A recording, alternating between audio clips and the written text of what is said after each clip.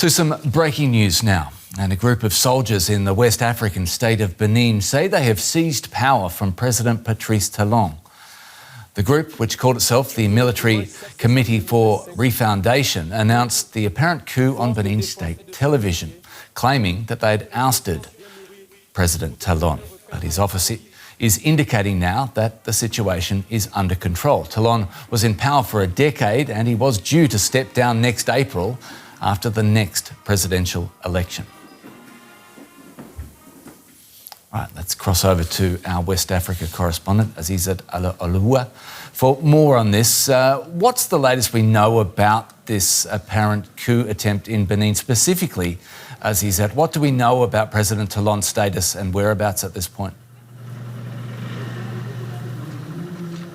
Okay, thank you very much. We understand that it's still an attempted coup at this point because the army is trying to regain power and has assured press people that everything is under control at the moment, that it was just a small group of soldiers who decided to take over power, and what they did was just to, take control of a television station. And a source told media people that the president is safe alongside his family, although did not mention his whereabouts as of this time. And the situation in Cotonou was very chaotic.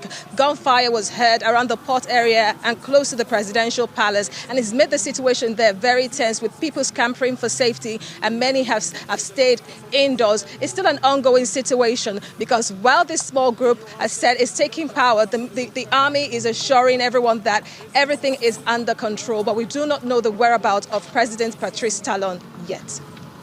As he said, it's obviously making headlines around the world, but how are people there and on the ground in Benin reacting to this announcement by this group of soldiers?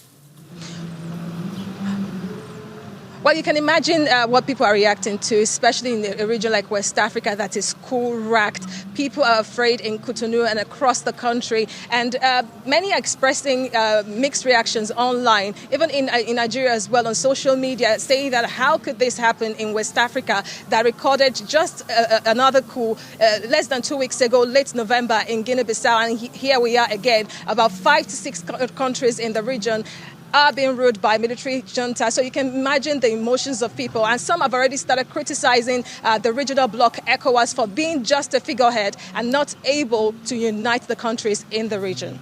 Yeah, that's some of the background to the West African scene, I guess. But specifically, how did we get here in Benin? Talk us through what has led to this situation.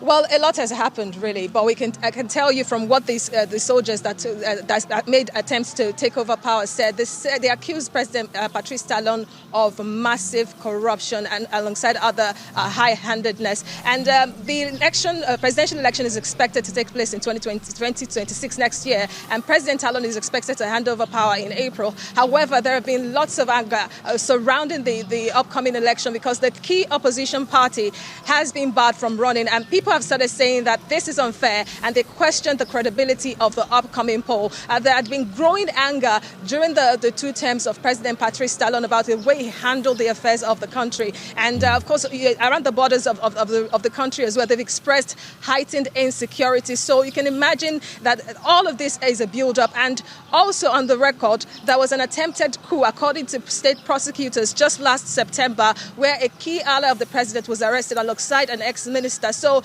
some would say they expected this to happen because this is not the first time they are hearing it. They almost succeeded last year, but the state authorities were able to take over the situation and calm things down. So here we are. We don't know if they will succeed, but if we are to go with what the army has said, the situation is under control. But we are still monitoring to see how things are unfolding in Benin Republic.